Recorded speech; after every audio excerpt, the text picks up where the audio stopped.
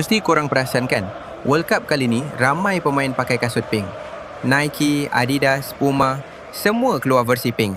Semua nak nampak stand out. Tapi Messi the GOAT pakai boot putih?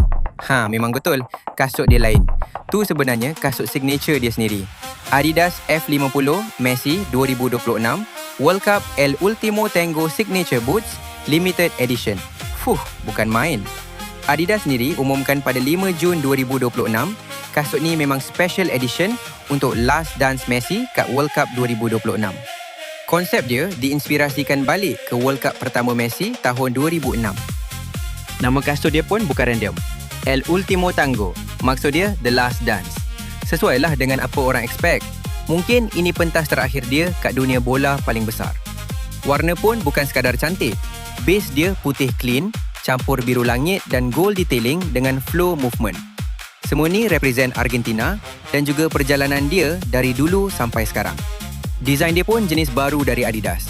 Macam konsep F50.6 Future, gabung vibe klasik World Cup 2006 dengan teknologi performance moden 2026. Lagi satu, kalau zoom betul-betul pada kasut tu, ada ukiran nama anak-anak dia. Siap dengan tarikh lahir sekali. Menarik bukan?